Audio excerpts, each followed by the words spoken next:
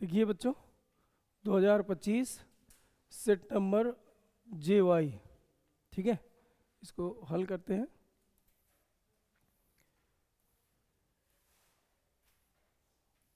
पहले 6 विकल्प ही दिए रहेंगे, जिसमें से पहला विकल्प ही दिया है, देखो थोड़ा इसको हल करिए। कह रहा है यदि ध्रुवण कोण θ1, तो ध्रुवण कोण बूस्टर के नियम में पढ़ाया गया था। n बराबर क्या लिखोगे? n बराबर बोलो बेटा tan IP। IP होता है ध्रुवण कोण, तो यहाँ पर IP का मान दिया है θ1, इसको समीकरण फर्स्ट मान लो। फिर दिया है क्रांतिक कोण θ2, तो n बराबर क्रांतिक कोण का सूत्र होता है 1/sin C की जगह दिया है θ2, तो θ2 लिख दो, ये समीकरण सेकेंड हो जाएगा। दोनों अपवर्तनांक n को ही बताते हैं, अतः समीकरण फर्स्ट बराबर समीकरण सेकेंड कर दे। जैसे बराबर करोगे तो ये आ जाएगा 1/sin C sin θ2 बराबर tan θ1, ये लिख सकते हो। अब इनमें देखिए बेटा, अगर 1/sin को ऊपर ले जाते तो कासेक आ जाता, कासेक θ2, तो कासेक यहाँ किसी में दिया नहीं ऑप्शन, इसलिए हम साइन को इधर ले जाएं और tan को इधर ले आओ, तो sin θ2 आ जाएगा, tan बट्टे में इधर आ जाएगा, तो tan θ1, और 1/tan को लिखा जा सकता है काट, तो काट θ1 बराबर sin θ2, काट θ1 बराबर sin θ2, ये आ जाता, ठीक है। आगे देखिए, अनचुंबकीय पदार्थों के लिए चुंबकीय प्रवृत्ति यानी चुंबकीय सुग्राहिता, तो इसमें हम 3 बातें बताए थे कि पदार्थ टोटल कितने तरह के होते हैं? 3 तरह के। एक का नाम होता है प्रतिचुंबकीय पदार्थ, एक का नाम होता है अनचुंबकीय पदार्थ, एक का नाम होता है लौह चुंबकीय पदार्थ। तो प्रतिचुंबकीय पदार्थ की जो चुंबकीय सुग्राहिता, जिसको हम काई यम से व्यक्त करते हैं, ये काई यमा लिखा है, यक्स नहीं लिखा है। काई यम का जो मान होता है वो ताप पर निर्भर नहीं करता है, ताप पर निर्भर ही नहीं करता है। लेकिन जो अनचुंबकीय पदार्थ होता है उसकी चुंबकीय सुग्राहिता यानी काई यम, वो ताप के व्युत्क्रमानुपाती ऐसा होता है। यानी कहने का मतलब अगर टेम्परेचर बढ़ाओगे तो चुंबकीय सुग्राहिता जो होती है वो घटती है। और लौह चुंबकीय पदार्थों के लिए इसको बताया गया था 1/T - T0, TC कर लो, ये होता है। अगर यहाँ पर लौह चुंबकीय पदार्थ, जहाँ अणुचुंबकीय पदार्थ लिखा है, अगर लौह चुंबकीय पदार्थ लिखा होता तो उस समय ये सही होता है, जहाँ TC क्यूरी ताप होता है। अब भिन्न भिन्न पदार्थों के लिए क्यूरी ताप भिन्न भिन्न होता है, कांस्टेंट वैल्यू होती है। तो इस तरह से 3 पदार्थों में ताप की जो निर्भरता है वो अलग अलग इस तरह से मिलती है। तो चूंकि उसने अणुचुंबकीय पदार्थों के लिए पूछा था, तो अणुचुंबकीय पदार्थों के लिए B नंबर सही हो जाएगा, बटे में आ जाएगा, घात -1 लगी, तो फिर ये दूसरा नंबर आपका सही हो जाएगा। आगे आइए, कह रहा है किसी आवेश वाहक की गतिशीलता म्यू, अनुगमन वेग VD तथा वैद्युत क्षेत्र की तीव्रता में सही संबंध। तो कुल मिला के सूत्र है, पूछ लिया। म्यू बराबर सूत्र क्या होता है? VD/E, पढ़े हो? गतिशीलता की परिभाषा बता सकते हो म्यू की परिभाषा? तो आप बताओगे एकांक वैद्युत क्षेत्र में आवेश वाहकों के अनुगमन वेग को गतिशीलता कहते हैं। तो ये सीधा सीधा उत्तर था, तो ये कौन सा सही है? VD/E, A नंबर सही हो जाता। क्यों? आगे देखिए, घ नंबर में कह रहा है 1 गीगाहर्ट्ज की आवृत्ति वैद्युत चुंबकीय स्पेक्ट्रम के किस क्षेत्र के संगत है? तो भैया इनको याद कराए थे। पहला कौन सा है? गामा, फिर यक्स, फिर परावैगनी, फिर परावैगनी के बाद दृश्य, दृश्य के बाद औरक्त, औरत के बाद सूक्ष्म, और सूक्ष्म के बाद रेडियो। इसको थोड़ी ऊपर से लिख लो। गामा हो गया, फिर यक्स हो गया, फिर परावैगनी हो गया, फिर दृश्य हो गया, फिर औरक्त, फिर सूक्ष्म, फिर रेडियो। टोटल ये होती है। और बताइए किस क्रम में याद की हो? तरंगदैर्घ्य का बढ़ता क्रम, यानी आवृत्ति का घटता क्रम। अब सबसे ज़्यादा आवृत्ति ये लगभग में यहाँ दिया है, 10 की घातें कितनी होती? 20 के आसपास। क्यों? फिर ये कितनी हो जाएगी? 10 की घातें 18, दो दो कम करते चले जाओ, 10 की घाते 16। फिर ये होना चाहिए 14 होना चाहिए, लेकिन ये थोड़ी असंगत है, 10 की घाते 13। फिर ये 10 की घाते 12 होनी चाहिए, 10 की घाते 10 होनी चाहिए, और रेडियो 10 की घाते 8 होनी चाहिए। अब यहाँ पूछा था गीगा, गीगा मतलब होता है 10 की घाते 9। गीगा मतलब कितना होता है? 10 की घाते 9। बात समझ गए? मेगा मतलब 10 की घाते 6। गीगा मेगा, गीगा मेगा टेरा ऐसा पढ़े हो, माइक्रो नैनो पिको। तो 10 की घाते 9 है, तो 9 देखिए भैया इधर सूक्ष्म की होती है, सूक्ष्म का अगर देखा जाए तो 10 की घाते कितना है? 10। और रेडियो की कितना है? 10 की घाते 8। तो इनके बीच होनी चाहिए, यदि इसका मतलब सूक्ष्म भी हो सकती है और रेडियो भी हो सकती है। अब दोनों ऑप्शन नहीं दिए रहेंगे, इनमें से कोई एक ऑप्शन दिया रहता है हमेशा।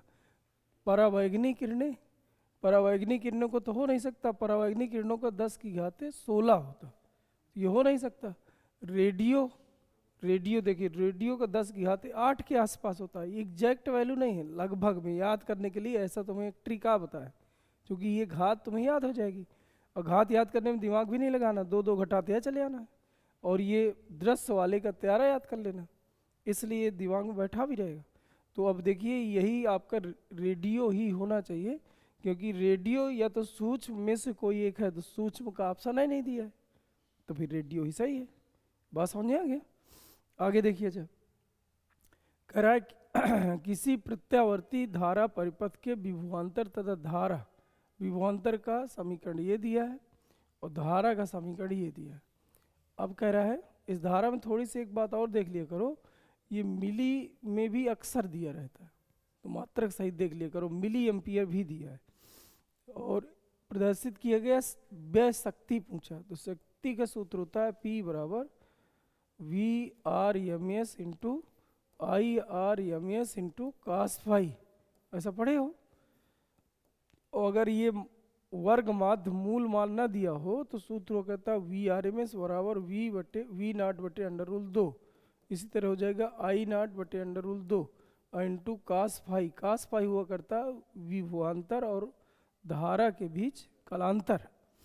अब देखिए V बराबर V0, तो ये V0 की वैल्यू दिया है, तो यहाँ लिख लीजिए 100। फिर यहाँ पर I बराबर I0 साइन ओमेगा टी होता है, तो I0 का मान भी 100 दिया है, लेकिन यहाँ 100 ना दे के 100 गुणे 10 की घाते -3 दिया है। -3 समझ गए?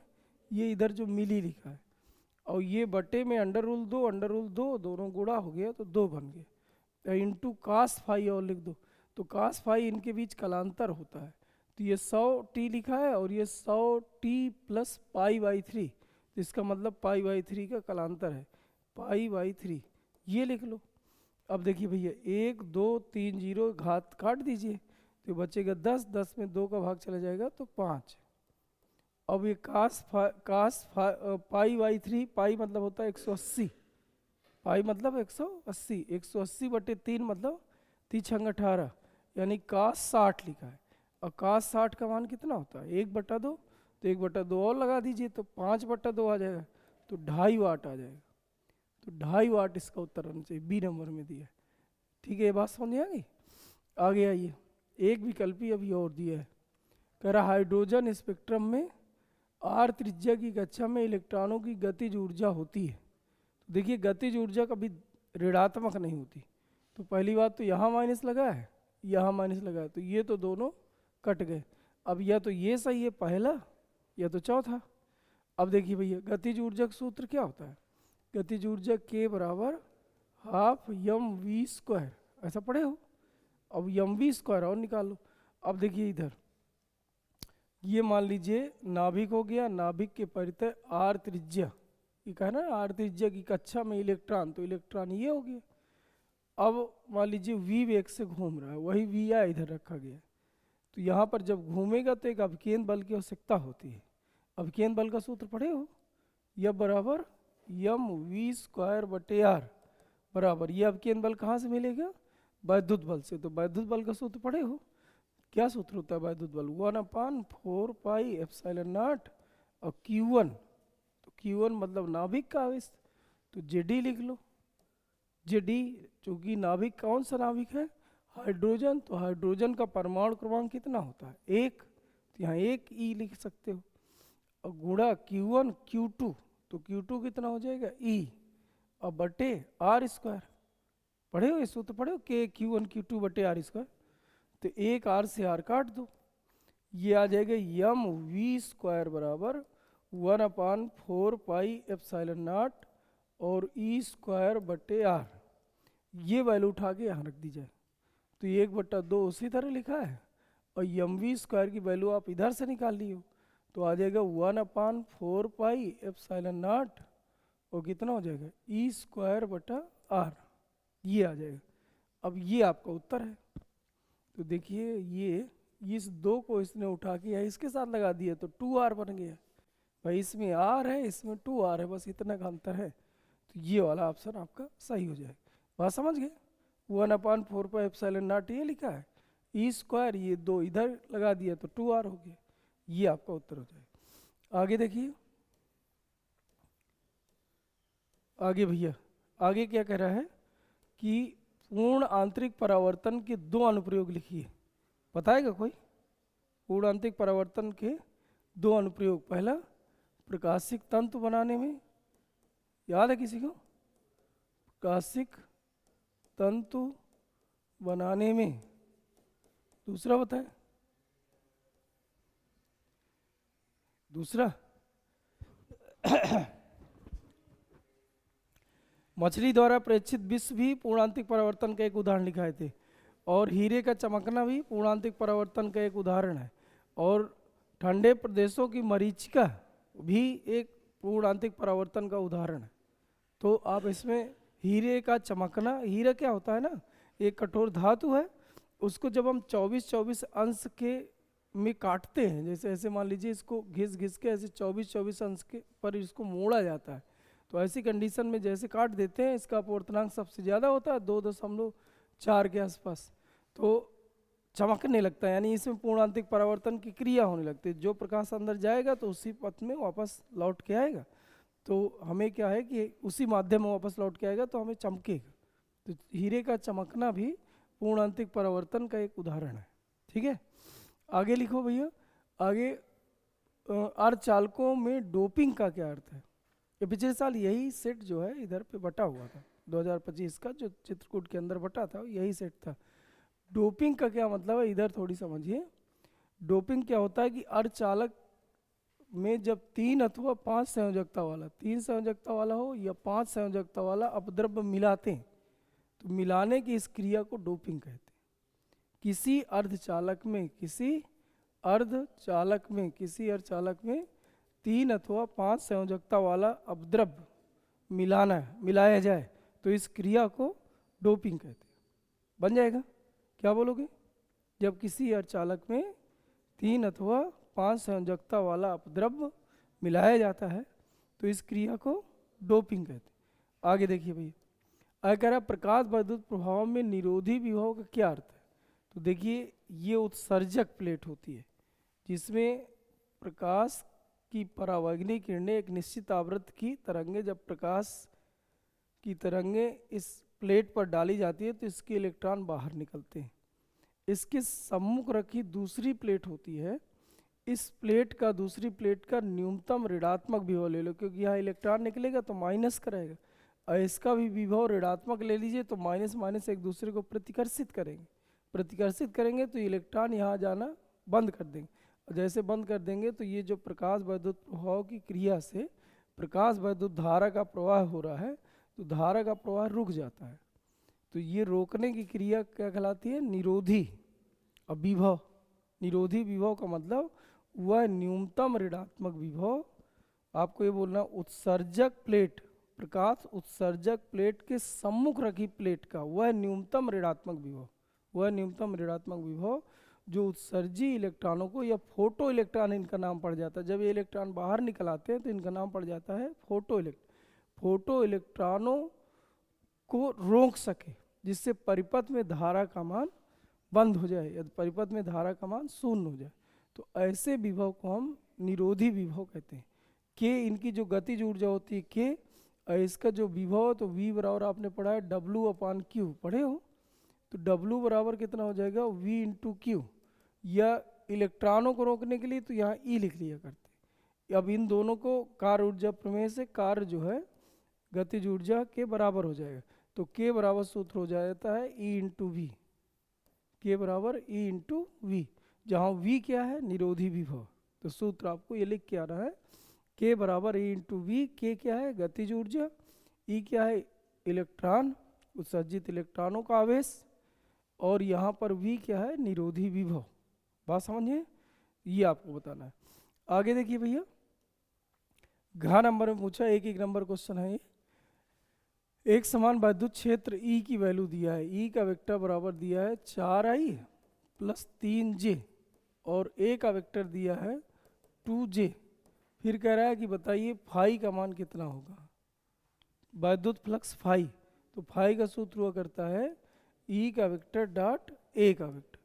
तो E का वेक्टर डॉट A का वेक्टर, डॉट गुणन जब भी करते हैं तो I का I से गुणा, J का J से गुणा। तो देखिए इधर I नहीं है तो इसका मतलब हम 0I इधर मान लें, I है ही नहीं तो इसका मतलब 0 है।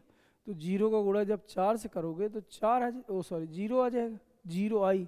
अब जब J का J से गुणा करोगे तो कितना आ जाएगा 6, J का J से गुणा 1 होता है, तो 6 बस आ जाएगा। अब इसका मात्रक लिख दीजिए वोल्ट मीटर, इसका मतलब फाई का मान कितना आ जाएगा 6 वोल्ट मीटर। आगे कह रहा है कि वोल्ट गैल्वानोमीटर को यानी धारा मापी को, इसको हम क्या बोलते हैं भैया धारा मापी को अमीटर में कैसे बदलो। तो वही देखिए धारा मापी को वोल्ट मीटर और अमीटर दो तरह बदला जाता है। अमीटर में कैसे बदलेंगे ये थोड़ी देख लो, वैसे वोल्ट मीटर पूछा था तो तुम्हें केवल दूसरा लिख के आना था। वोल्ट मीटर में कैसे बदलते हैं तो ये दोनों देख लीजिए, और कोई ज़रूरी नहीं कि इस साल भी वोल्ट मीटर पूछे, तो दोनों दिमाग में रखना है। अब मान लीजिए ये है एक वैद्युत परिपथ जिसमें करंट आ रहा है, और करंट का नाम हमने, करंट की वैल्यू दे दी हमने आई। इसके साथ आपको धारा मापी G जोड़ देना है, तो ये धारा मापी हो जाएगा, ऐसे करके करंट निकलेगा। अब क्या करना है, इसके साथ यानी धारा मापी के साथ बहुत कम प्रतिरोध का एक अन्य तार समांतर क्रम में जोड़ देते हैं जिसे संट कहते हैं। तो ये क्या हो जाएगा संट। ये इससे जो ये धारा मापी G था ये काहे में बदल गया अमीटर में। अब आ जाओ इधर, ये हो गया वैद्युत परिपथ जिसमें I एम्पियर की धारा प्रवाहित हो रही। इसमें हमने क्या करा है कि जो धारा मापी है इसको समांतर क्रम में जोड़ते हैं ये, और जो इसके साथ ये प्रतिरोध जोड़ा करते हैं वो श्रेणी क्रम में जोड़ते हैं, बहुत उच्च प्रतिरोध का। यहाँ पर ये बहुत कम होना चाहिए, यहाँ पर ये बहुत ज़्यादा होना चाहिए। इस तरह से जो धारा मापी G लिखा है ये बदल जाएगा वोल्ट मीटर। तो आपको ये दूसरा लिख के आना था, ये आप इधर पे एक बार फिर सुन लो। जब किसी धारा मापी को अमीटर में बदलना होता है तो धारा मापी को वैद्युत परिपथ के साथ श्रेणी क्रम में जोड़ देते हैं, तथा धारा मापी के साथ समांतर क्रम में बहुत कम प्रतिरोध का एक तार जोड़ दिया जाता है जिसे संट कहते हैं। इधर यस का मान कितना रखना है तुम्हें, यस बराबर सूत्र होता है IG इंटू जी बटे I माइनस IG। जी क्या है धारा मापी का प्रतिरोध है, धारा मापी का जो प्रतिरोध होता है उसे हम G से दिखाते। IG क्या है जो इधर से धारा का प्रवाह, G में जो धारा गई, धारा का कुछ मान इधर चला जाएगा, इधर से I एम्पियर करंट आया है तो कुछ करंट जाएगा धारा मापी के अंदर, तो जो धारा मापी के अंदर करंट गया उसको हम IG से दिखा रहे, जो शेष करंट है वो इधर से होके जाएगा, तो इसको हम बोला करते हैं I माइनस IG। तो I बटे I माइनस IG।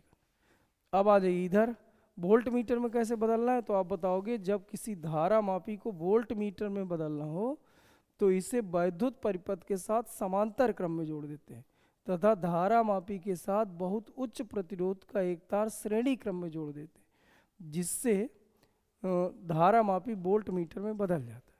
अब जैसे ये एक नंबर क्वेश्चन था तो केवल तुम्हें ये लिख के आना था कि धारा मापी के साथ उच्च प्रतिरोध का एक तार श्रेणी क्रम में जोड़कर गैल्वानोमीटर को वोल्ट मीटर में बदला जाता है। अब जैसे मान लीजिए बहुत इच्छा है तो चित्र भी बना दो तो और क्लियर हो जाए। अब इधर का अगर सूत्र लिखना है तो V बराबर सूत्र लिखा करते हैं R प्लस G, चूँकि ये दोनों श्रेणी क्रम में है तो ये दोनों का प्रतिरोध जुड़ जाएगा, I इंटू IG।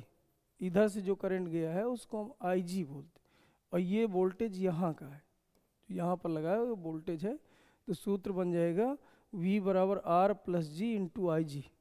ये इसका उत्तर है।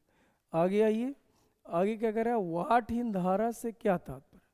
तो भैया जो शुद्ध प्रेरकत्व यल होते हैं और शुद्ध धारती परिपथ सी होते हैं, इनमें जब हम धारा का सूत्र लिखते हैं तो आई बराबर I zero sine omega t minus 90 होता है, पढ़े हो। और वी बराबर कितना होता है, we zero sine omega T होता है।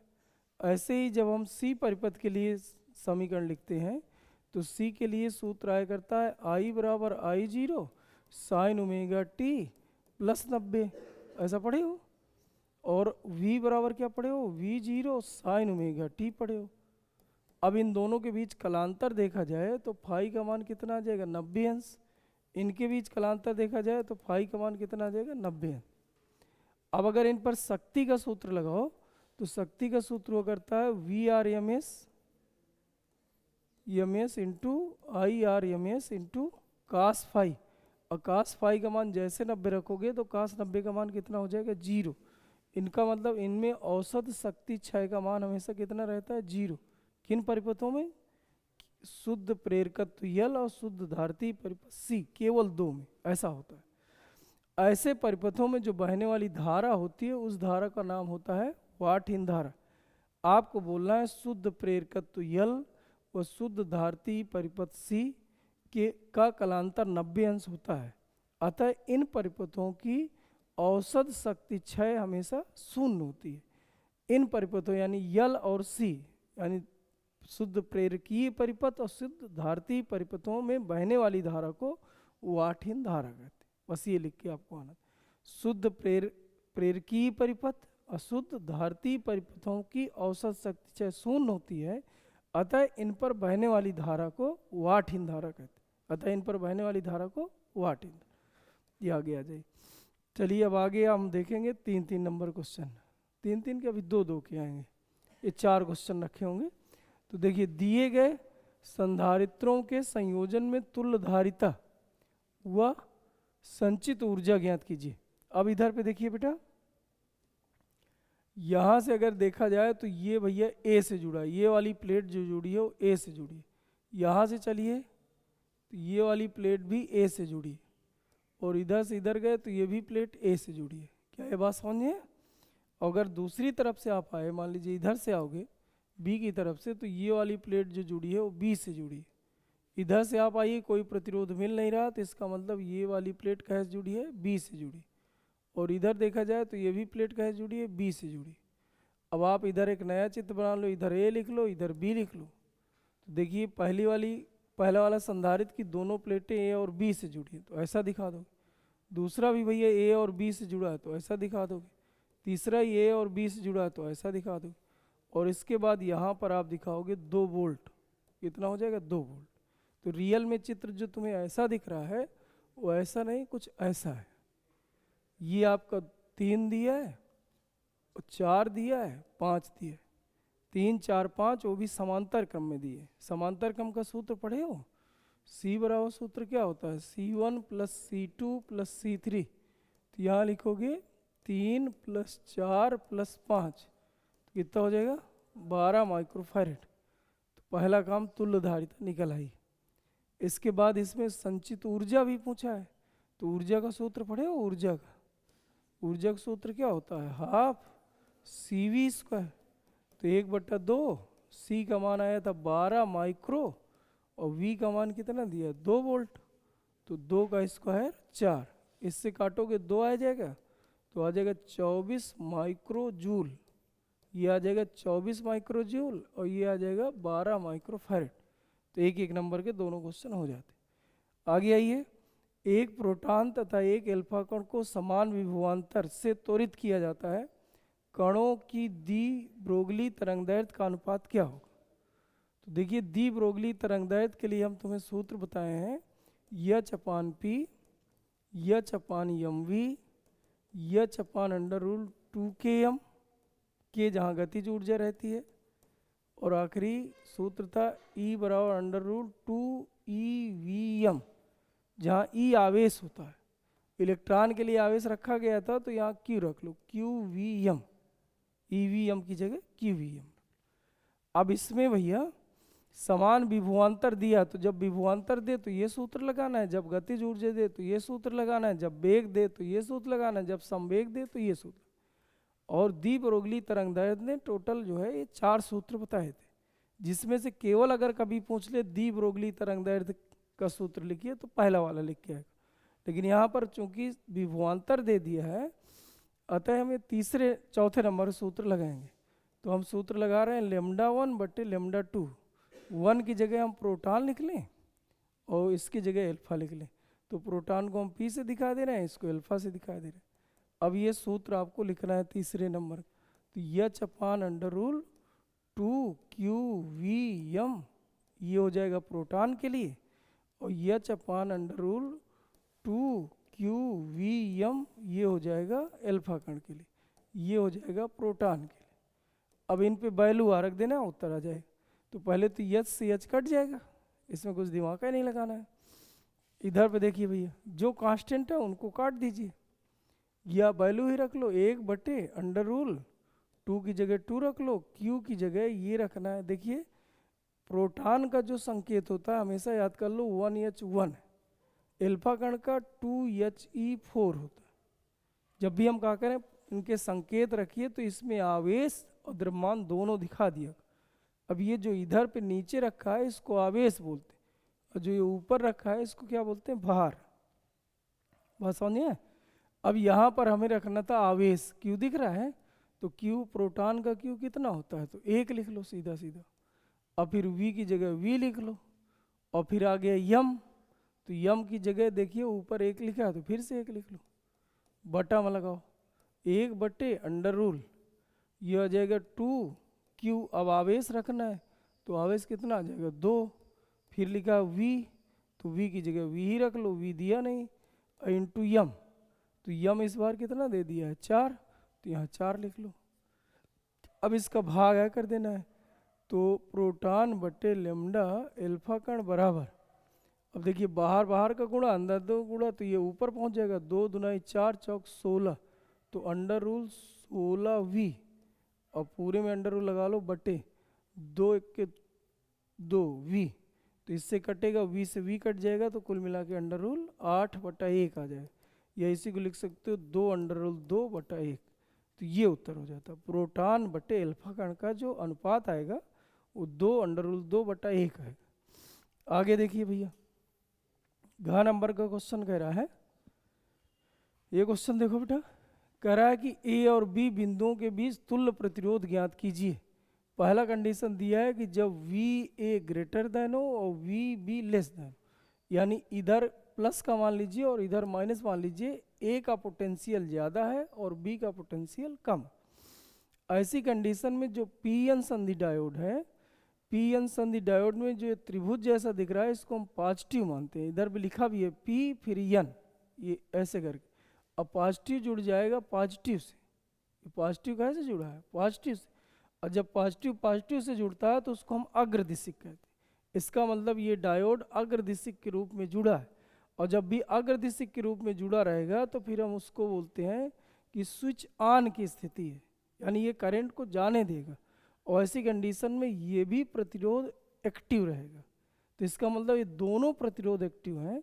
ऐसी कंडीशन में आपको तुल्य प्रतिरोध चाहिए, तो ये समांतर क्रम में दोनों माने जाएंगे। तो 1/R बराबर 1/20 और प्लस 1/5, ये ओम का चिन्ह बना है, 5 ही तो लिखा है। एलसीएम कितना हो जाएगा 20, तो 1 + 4 कुल मिला के 5/20, तो R बराबर कितना आ जाएगा 20/5, कुल मिला के 4 ओम। तो पहला उत्तर आपका आ जाता 4 ओम।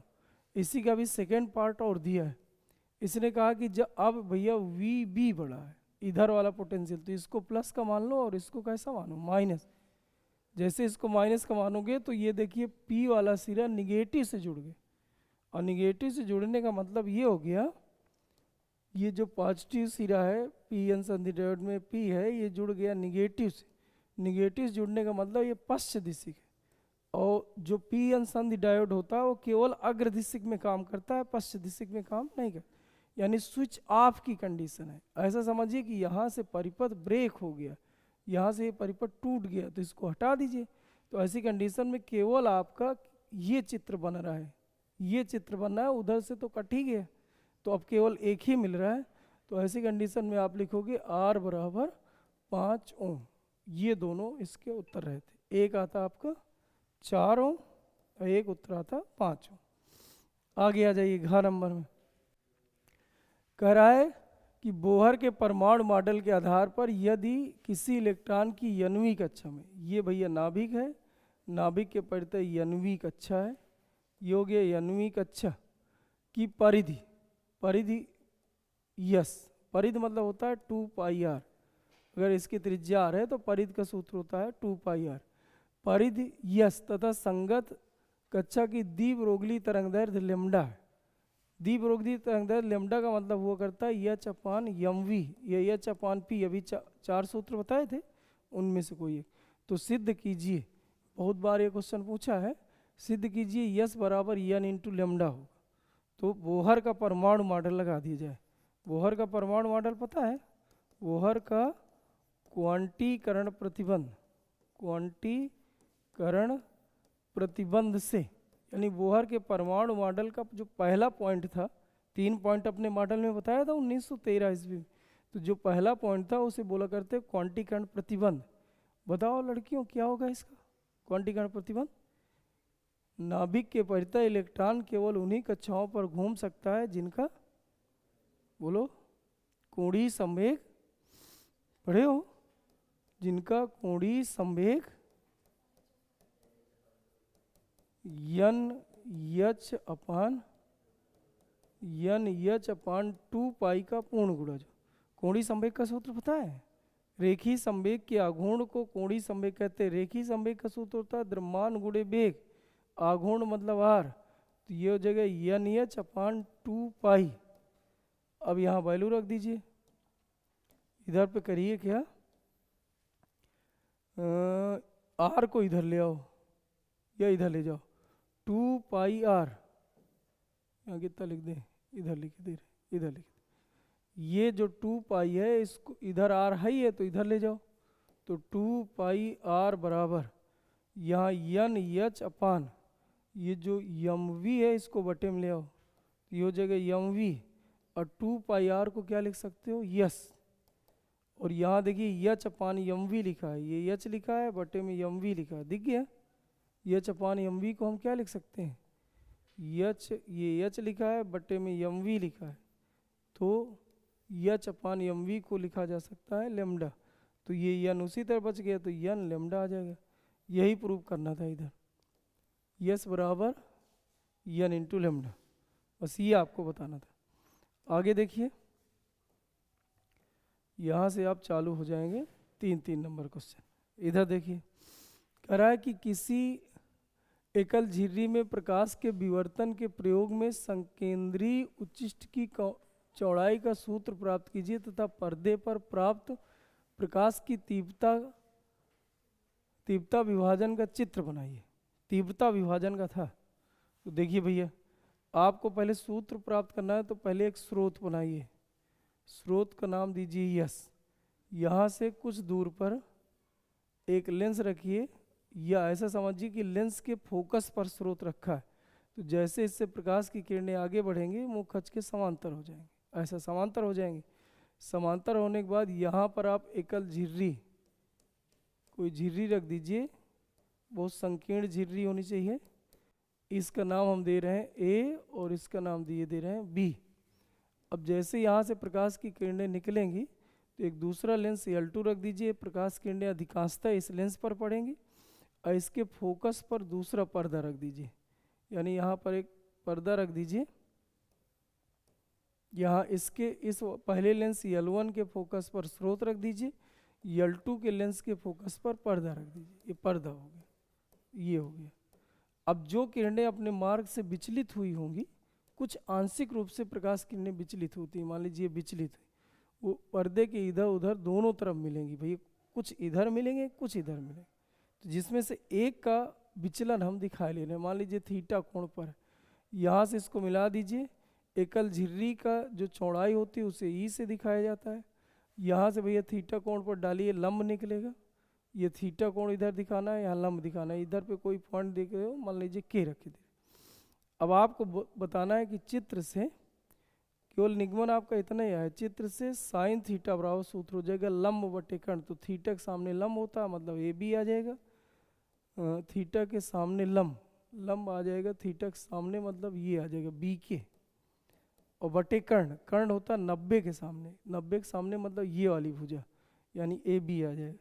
तो आप लिखोगे बी के बराबर ए बी की चौड़ाई ई दिखाया हो तो ई साइन थीटा। अब आपको यहाँ से 2 पॉइंट बताना पड़ता है। बी के पथांतर है, बी के क्या है, पथांतर। तो पथांतर के लिए सूत्र हुआ करता है, निम्निष्ठों के लिए अलग होता है, उच्चिष्टों के लिए अलग होता है। तो निम्निष्ठों के लिए लिख सकते हैं यम लेमडा बराबर ई साइन थीटा।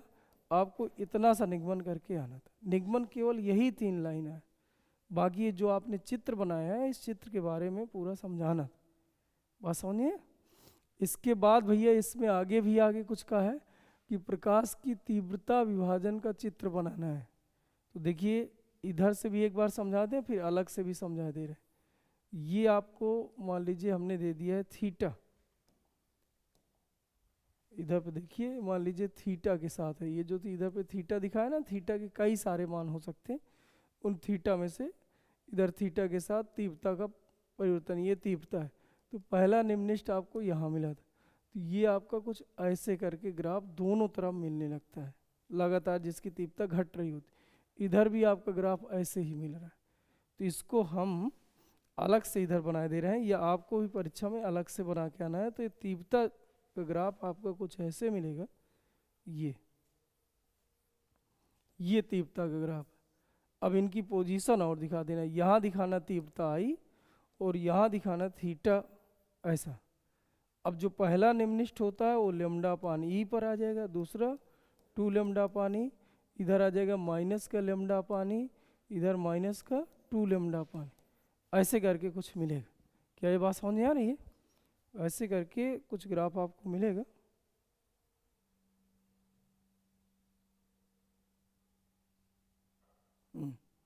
ये देखो, अब इसका देखिए इधर पे पहले में फिर से आ जाइए, केंद्रीय उच्चिष्ट की कोणीय चौड़ाई का सूत्र प्राप्त कीजिए। केंद्रीय उच्चिष्ट ये जो ये पे दिया हुआ है, यहाँ से यहाँ तक को हम बोला करते केंद्रीय उच्चिष्ट, इसकी चौड़ाई का सूत्र। तो आप सीधा सीधा लिख सकते हो थीटा बराबर है, इधर पे दिखाए तो थीटा बराबर यहाँ से लेके यहाँ तक की वैल्यू, यहाँ से लेके यहाँ तक की वैल्यू को हम लोग थीटा केंद्रीय उच्चिष्ट कहेंगे। तो यहाँ से लेमडा पानी है, ये भी लेमडा पानी है, तो कितना लिख दोगे 2 लेमडा पान ई। अगर ये कोण बड़ा है तो इधर पे आप लिख सकते हो साइन थीटा। तो साइन थीटा बराबर 2 लेमडा पानी, ये केंद्रीय उच्चिष्ट के लिए कोणीय चौड़ाई है। बात समझ गए? ये आपको ये सूत्र लिख के आना था, ये चित्र बना के आना था। चूँकि 3 नंबर का है तो ये जो पहले चित्र बनाओ ये भी बनाना था, और इसके बारे में लिखना था। और निगमन केवल 3 लाइन दिमाग में रखना था। क्या है, यहाँ तक बात समझ में आई? आगे देखिए भैया, एम्पियर का परपथीय नियम क्या है? कोई बता सकता है? किसी बंद पास से बद्ध, बोलो, चुंबकीय क्षेत्र की तीव्रता का रेखीय समाकलन इस बंद पास के अंदर घिरी कुल धारा का μ0 गुना। ये आप स्टेटमेंट लिखेंगे, इसमें लिखा है एम्पियर का परपथीय नियम क्या है। तो स्टेटमेंट बस लिखना है, उत्पत्ति पूछा नहीं तो आपको आगे कुछ करना नहीं। उसकी जगह पर पूछा है इसकी सहायता से अनंत लंबाई के धारावाही चालक तार द्वारा उत्पन्न चुंबकीय क्षेत्र का सूत्र प्राप्त कीजिए। तो पहले आपको एक अनंत लंबाई की तार ले लेना था, इसमें आई एम्पियर की धारा ले लेना था। तार से स्मॉलर दूरी पर एक बिंदु दिखा लो फी, जिस पर हमें चुंबकीय क्षेत्र की तीव्रता ज्ञात करना है। तो पहला काम है कि एक बंद पास बनाओ, इसको लिखो बंद पास। बंद पास का कुछ नाम दे दो, मान लो यस है। इसके बाद भैया आपको करना क्या है कि जैसे बंद पास बन जाए तो बी की डायरेक्शन इधर दिखा देना है। तो बी की डायरेक्शन जाएगी क्रॉस नीचे की ओर, डेलेयल की डायरेक्शन दिखा देना है क्रॉस नीचे की ओर। करंट इधर को जा रहा है, right hand palm rule number 1, दाहिने हाथ के हथेली का नियम नंबर 1 लगाओगे तो ये नीचे को ऐसे जाएगा जाएगा। इस इतना चित्र बनाने के बाद एम्पियर का परपथ ही नियम लगाना है। तो किसी बंद पास, तो बंद पास का नाम यस है, तो यहाँ यस लिख लो। बी का वेक्टर इंटू डेल एल का वेक्टर बराबर इसके अंदर घिरी धारा, तो आई धारा घिरी है इंटू म्यू नॉट, ये लिखना था। अब जैसे भैया यहाँ पर ऊपर ये तीर हटाओगे तो कास आ जाएगा, तो बी डी ए कास 0 बराबर आई इंटू म्यू नॉट। अब ये कास 0 का मान कितना हो जाएगा 1, और b हमें चाहिए तो b कर लो बाहर, समाकलन से d काट दो तो यहाँ आ जाएगा a, और यहाँ लिखोगे यस कास 0 का मान 1 आई इंटू म्यू नॉट। यहाँ a लिखना है, यानी a होता है यल होता है, यहाँ यल आ लिखा है, यहाँ यल है, यल लिखना है, वो भी किसका है, यल मतलब लंबाई, लंबाई किसका लिखना है बंद पास यानी यस का। तो यस की लंबाई टोटल कितनी हो जाएगी 2 पाई आर। तो यहाँ आप लिखोगे b गुणा 2 पाई आर बराबर म्यू इंटू आई इंटू म्यू नॉट।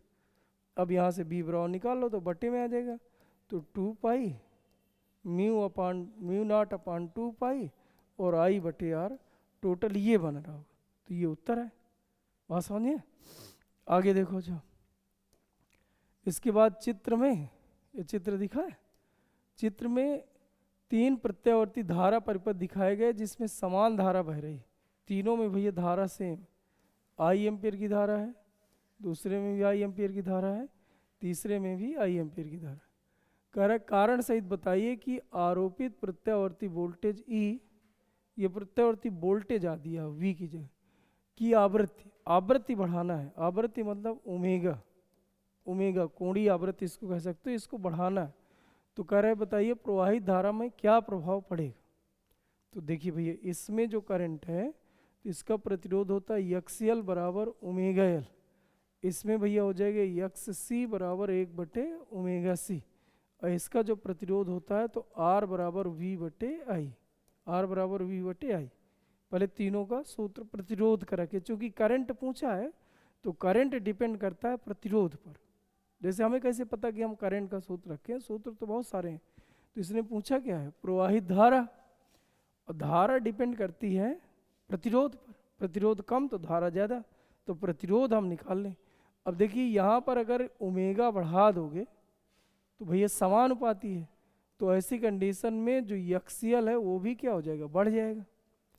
और इस वाले में देखिए यदि ओमेगा आप बढ़ा दोगे तो व्युत्क्रमानुपाती है, तो ऐसी कंडीशन में जो यक्स सी है वो क्या हो जाएगा घट जाएगा। यहाँ प्रतिरोध बढ़ रहा है तो प्रतिरोध बढ़ने का मतलब धारा घट रही होगी, जहाँ रुकावट बढ़ जाएगी वहाँ करंट घट जाएगा। और यहाँ प्रतिरोध घट रहा है, यक्स सी का मान घट रहा है, प्रतिरोध घट रहा है, तो ऐसी कंडीशन में जो धारा होगी वो क्या हो जाएगी बढ़ जाएगी। और इस वाले सूत्र में ओमेगा ओमेगा कुछ लिखा ही नहीं, इसका मतलब ये आप ओमेगा घटाओ चाहे बढ़ाओ उससे कोई लेने देने नहीं, इसका मतलब इसमें धारा क्या रहेगी नियत रहेगी। तो पहले वाले में मतलब आर वाले परिपथ में ओमेगा बढ़ाने से धारा में कोई प्रभाव नहीं पड़ता, यानी यल वाले परिपथ में, यल मतलब समझ गए, प्रेरण की परिपथों में यदि ओमेगा का मान बढ़ा दिया जाए तो प्रतिरोध बढ़ जाता है, और प्रतिरोध बढ़ जाता है तो धारा का मान घट जाता है। यहाँ बताओगे कि धारतीय परिपथों में यदि ओमेगा का मान बढ़ा दोगे तो प्रतिरोध घटेगा, और प्रतिरोध घटेगा तो धारा का मान बढ़, एक एक नंबर में 3 नंबर का था तो एक एक नंबर में तीनों बात आपको बता देना था। हाँ हाँ बीच में छूट गया क्या, अच्छा चलिए ठीक है, ये भी देख लो, कहाँ नंबर नहीं बताए थे। यह लंबाई तथा ए क्षेत्रफल के धातु के तार के सिरों के बीच ई वैद्युत क्षेत्र आरोपित किया जाता है। अनुगमन वेग तथा वैद्युत क्षेत्र में संबंध का वेक्टर स्वरूप में प्राप्त कीजिए। वेक्टर स्वरूप मतलब होता है सदिश रूप, सदिश रूप में संबंध आपको लिखना है। तो पहले तो देखिए यल और ए प्रति दिया हुआ है, तो यह आपने पढ़ा था कि आर बराबर रो यल अपान ए, ऐसा पढ़े थे। आगे क्या दिया वैद्युत क्षेत्र, तो आर का ही सूत्र लगा लिया जाए, तो आर बराबर सूत्र क्या होता है वी बटे आई, ऐसा पढ़े आर बराबर वी बटे आई, और आर की जगह ये लिख लो रो यल अपान ए, और वी की जगह क्या लिखा जाए वी एड वाला सूत्र, वी एड वाला सूत्र याद है वी बराबर ई इंटू डी, V बराबर सूत्र पढ़ा है ना, E into D, B Ed वाले कहीं पर भी आ सकता है, आप समझिए। तो यहाँ D की जगह हम क्या लिखेंगे, L, लंबाई दिया है, और I की जगह लिखा जा सकता है NEAVD, ऐसा पढ़े हो। तो A से A कट जाएगा, L से L कट जाएगा। रो बराबर कितना आ गया, रो बराबर E बटे NEVD, ये आ जाएगा। अब कर लीजिए तिर्य गुणा, तो तिर्य गुणा करोगे तो E बराबर आ जाएगा रो NEVD, ये बनेगा। अब आगे कह रहा है कि इसका वेक्टर स्वरूप में सूत्र प्राप्त कीजिए, मतलब जो सदिश है उनके ऊपर तीर लगा दो। तो बताइए वैद्युत क्षेत्र की तीव्रता सदिश राशि है कि अदिश राशि, सदिश राशि है, सदिश है ना, तो सदिश है तो ऊपर तीर लगा दो। ये लिखा है भैया रो क्या है, प्रतिरोधकता यानी विशिष्ट प्रतिरोध, ये अदिश राशि होती है तो कुछ नहीं करना। ये इलेक्ट्रॉनों की संख्या है, संख्याएं सब अदिश राशि है। ये क्या है, ई मूल आवेश है, आवेश कौन सी राशि है, अदिश राशि, पढ़े हो। और यहाँ वेग है, अनुगमन वेग, वेग कौन सी राशि है, सदिश की अदिश, तो सदिश राशि है तो सदिश के ऊपर तीर लगा दो। लगभग 99% जो राशियाँ हैं कुछ छोड़ दिया जाए, जैसे दाब हो गया, वरना अगर आ व बा अगर आ जाए, बा आ जाए या वा आ जाए तो समझ जाओ कि वो सब की सब कौन सी राशि है, सदिश राशि। जैसे दाब में बा आ रहा है लेकिन वो अदिश है, कुछ चीज़ें ध्यान रख लेना है, बात समझ रहे हैं। जैसे विभव क्या है, वो बी आया लेकिन कौन सी राशि, अदिश राशि। बाकी जैसे बेग हो गया है, बल हो गया, बा समझे, बल हो गया, तोरण हो गया, वा और बा आता है। तो अगर वा और बा ना आए तो 100% वो अदिश राशि। जैसे कार्य, फिर उसमें दिमाग का नहीं लगाना, शक्ति, इसमें वा बा नहीं आए तो ये फिर 100% कौन सी है, अदिश। तो जो सदिश हैं उनके ऊपर आपको तीर लगा देना है, ये उत्तर आ जाता है। एक और देखिए, आखिरी देखिए ये, इसके बाद देखते हैं 3 नंबर क्वेश्चन लिखा है, विद्युत चुम्बकीय तरंग, विद्युत चुम्बकीय तरंग का आरेख खींचिए। तो विद्युत चुम्बकीय तरंग का आरेख तो खींच लेते होगे, इसको क्या दिखा देना है, ई, ये दिखा देना है तरंग संचरण की दिशा, और ये दिखा देना है बी। बोलो ऐसा कर लोगे। इसके बाद भैया जो ई का है वो सीधा ग्राफ खींचो, क्योंकि ये ई इस तल में है तो ये सीधा सीधा ऐसा खींच दो। लेकिन बी का जो तल है वो जेड अक्ष के अंदिश है, तो बी का जो तल है वो इधर को है, रियल में इधर को, तो हम खींचेंगे ऐसे, फिर ऐसे जाएंगे, फिर उधर से इधर, मतलब 3D का चित्र ऐसे बाहर आ खींचे तो बाहर खींच नहीं पाओगे, तो ये ऐसे हम खींच रहे, जैसे ये इस तरह से आया है, ये ऐसे तल पे आया, समझिए ना, ऐसे बाहर आया, तो ये आपका बी हो जाएगा। तो जहाँ जहाँ पर ऐसा दिख रहा है इसको बी लिख दिया करो पहले, और जहाँ ब्लैक कलर से दिख रहा है इसको हम क्या लिख दें, ई। और इसके बाद भैया इनकी इसके बाद इधर पे आपको तीर दिखाना है, डायरेक्शन भी दिखाना है, तो ऐसे करके आप तीर दिखा, ये डायरेक्शन बदलता रहता है क्योंकि परिवर्ती वैद्युत क्षेत्र होना बहुत जरूरी। एक बार अगर इधर को दिखाया हो तो आप दूसरी बार इधर को दिखाया करो, ये आप तीर दिखा के नहीं आते, थोड़ी गड़बड़ा जाता है, तो ये भी दिखाना है। इसमें से ये जो तीर इधर को ये बना रहे हैं ना, ये जरूरी है, ये बताता है कि परिवर्ती वैद्युत क्षेत्र कौन सा क्षेत्र है, परिवर्ती वैद्युत तथा चुंबकीय क्षेत्र पर ही ये तरंगें उत्पन्न होती। आगे क्या कह रहा है, इसके महत्वपूर्ण 3 गुण लिखिए। तो देखिए विद्युत चुंबकीय तरंगें निर्वात में चल सकती हैं, विद्युत चुंबकीय तरंगें त्वरित आवेश के कारण उत्पन्न होती हैं, और विद्युत चुंबकीय तरंगों के संचरण के लिए किसी माध्यम की आवश्यकता नहीं, मतलब निर्वात में चली सकती, बोल ही चुके हैं। और जो विद्युत चुंबकीय तरंगें होती हैं ये प्रकाश की चाल से चलती हैं, प्रकाश की चाल मतलब 1/√μ0 इंटू ε0 बराबर c से चलती है। प्रकाश इन तरंगों का संचरण सदैव वैद्युत तथा चुंबकीय क्षेत्र की दिशा के लंबवत होता है, अतः ये तरंगें अनुप्रस्थ प्रकृति की होती हैं। ऐसे कोई भी 3 ठो लिख देना था, 6-7 लिखाए थे उनमें से 3 ठो लिखा। विद्युत चुंबकीय तरंगों के स्पेक्ट्रम, पहले तो 1 नंबर का तो देखो ये हो गया होगा, दूसरे नंबर में ये हो गया, तो 2 नंबर काम हो गया। अभी एक और पूछा है, विद्युत चुंबकीय स्पेक्ट्रम में किस विकिरण की तरंगदैर्घ्य न्यूनतम होती। तो हम जो तुम्हें याद कराए थे वो क्या था, तरंगदैर्घ्य का बढ़ता क्रम। पहला कौन सा था, गामा, फिर यक्स, फिर परावैगनी, फिर दृश्य, फिर अवरक्त, फिर सूक्ष्म, फिर रेडियो। तो सबसे ज़्यादा पूछे तो कौन सा है, रेडियो, सबसे कम पूछे तो गामा। गामा लिखाओगे तो 1 नंबर काम ये हो जाएगा। क्या ये बात समझ में है? चलिए ठीक है, आगे देखते हैं। देखिए इधर, अब भैया ये जो आपका 5वां रहता है, इसमें भी आपके कितने क्वेश्चन पूछा होगा, 5 पूछा होगा, 3-3 नंबर के, 5 3 15 ये, और चौथा नंबर ये, जैसे 5वां पॉइंट चल रहा है तो ऐसा चौथा भी पढ़े थे, वो भी कितने कितने नंबर के थे, 3-3 नंबर के थे। क्यों? अब भैया इसमें आपके निगमन और जितना टफ क्वेश्चन रहता है वो सब इधर ही आ रहता है। तो जैसे मान लीजिए आप पूरे फिजिक्स का पूरा नोट्स नहीं पढ़ रहे हो और तुम्हें मान लीजिए यही करना है कि हम टफ टफ क्वेश्चन पढ़े ले रहे हैं, तो परीक्षा के टाइम में 5वां जो भी अंसाल उठाया करो उसका 5वां पॉइंट पढ़ा करो। 5वें पॉइंट में जितना निगमन सवाल टफ वाले रहते हैं, वैसे ये तो ये पेपर ही टफ था, ये पूरा पेपर ही पिछले साल का टफ था, इसमें कोई क्वेश्चन ऐसा नहीं है जो सीधा सीधा पूछा हो। ठीक है, तो ये क्वेश्चन देखिए, इसमें आप देख भी लो, पहले देखिए सवाल था, बहुत अच्छा सवाल था, फिर ये क्वेश्चन उससे भी अच्छा है। आपको लग रहा है कि आ जाएगा, लेकिन आप लगाओगे तो जल्दी उत्तर मैच ना करेंगे, करे ट्राई करिएगा। ये फिर ट्रांसफार्मर है, ये भी देखो सवाल ही दिया है। आइंस्टीन का देखिए, आइंस्टीन के सीधे सीधे सवाल पूछता है कि इतनी आवृत्ति का प्रकाश आपतित हो रहा है, कार फलन इतना है, गतिज ऊर्जा ज्ञात कीजिए, लेकिन इस बार देखो ये नहीं पूछा था, नहीं, ये सीधे पूछा था कि आइंस्टीन का प्रकाश वैद्युत समीकरण लिखिए, तो मान लीजिए 1 नंबर में समीकरण लिख दो, वो भी निगमन नहीं पूछा था। फिर कह रहा है कि इस समीकरण की सहायता से समझाइए कि आपतित प्रकाश की आवृत्ति n गुनी कर दी जाए तब धातु से उत्सर्जित इलेक्ट्रॉनों की अधिकतम गतिज ऊर्जा पर क्या प्रभाव पड़ेगा। यानी आपको अपने निष्कर्ष देखने थे, देने थे सोच सोच।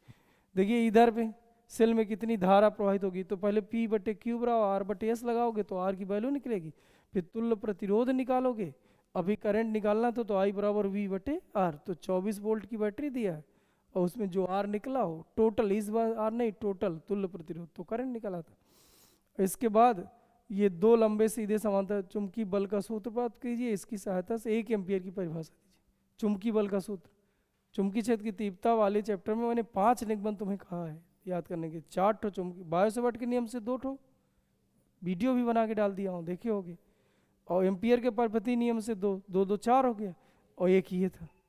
और जब भी ये निगमन पूछेगा 1 एम्पियर की परिभाषा जरूर पूछेगा, तो 1 एम्पियर उस सूत्र से 1 एम्पियर कैसे निकलता है वो पढ़ना है। इसके बाद भैया यहाँ से दीर्घ उत्तरी चालू हो जाएंगे, तो ये हम दूसरे वीडियो में आपको प्रोवाइड करा देंगे। ठीक है।